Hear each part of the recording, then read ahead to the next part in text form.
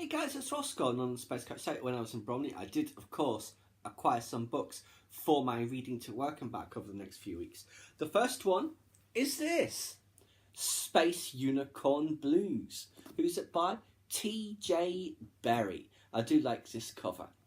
It's funny because it reminds me of the Orville, which we just saw in the last video. So, a misfit crew race across the galaxy to prevent the genocide of magical creatures in this uniquely wonderful science fiction debut. Humanity joining the intergalactic community has been a disaster for the Bala, the magical creatures of the galaxy. They've been exploited, enslaved, and ground down for parts. Now the Century Summit is approaching, when humans will be judged by godlike aliens. When Jenny Parata, disabled Maori ship captain, is contracted to take a shipment to the summit, she must enlist half-unicorn Gary Cobalt, whose horn powers faster than light travel. But he's just been released from prison for murdering the wife of Jenny's co-pilot, Cowboy Jim, when the Reason regime suddenly enact laws making Bala property. However, Jenny's ship becomes the last hope for magic. So yes, it sounds like it's going to be an interesting mashup. When I first read that summary, it sounded more of a space comedy, so we shall see. But yeah, and I do like this cover. You see all the lights in here, so it's like giant buildings in space, what this is like. And I don't know what that is. That is probably the spaceship. And you see the drive forms that, because obviously it's powered by unicorn horns. So yes, that's why I got that one. Next, I got this. Dreams and Shadows by C. Robert Cargill. If that name sounds familiar, I got this book because he's the guy who wrote Sea of Rust. And so far, that's been my favourite book of the year, so I've taken a chance on getting this. It's a very interesting cover when you look at it, all the different creatures and things that are on there. And what does it say there? A dark place to be. So this is what it says on the back. It begins with a love story, a love that is almost too sweet, too perfect. From that love comes a child. Life is wonderful. Until something unspeakably vile scuttles out of the shadows and steals the child away, leaving a changeling in its place. But this is no ordinary fairy tale.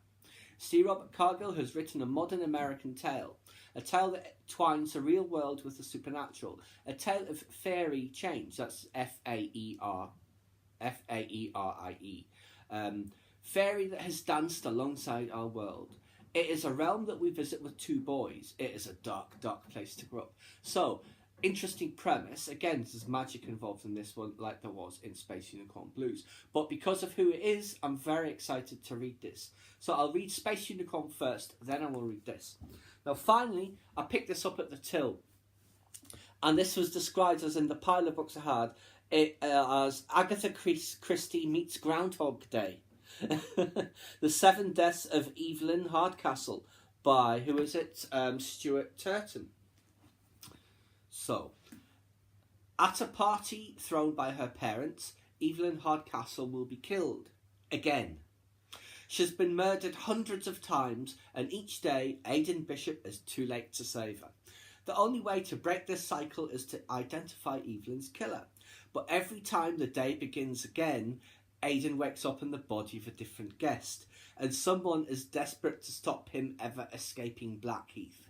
So yes, that does sound interesting. Like I said, Agatha Christie meets Groundhog Day. I saw this on a pile. You know, I'd have the various pedestals with books on there. Saw this, thought, oh, that's interesting. I don't know. But then I went to the till. They had it there again, and thought, oh, I'll take a chance on this one. So, because I do quite like a little bit of murder mysteries. You know, I don't read too much of it. But it's always good to read something different. So yes, very much looking forward to reading this one in due course. And it has the red on the sides, which is a nice touch. So yes, that is the books that I acquired today that I shall be reading on the way to and from work over the next several weeks. Once I have finished Buck Rogers, which I started after I finished that Lifelike book, which was very good, and we shall have a discussion of that book in due course. But there you go, guys. That's what my reading is going to be. Please subscribe to my channel if you enjoyed this content. Leave me a comment or a suggestion for a current topic you'd like to see discussed, or like the video.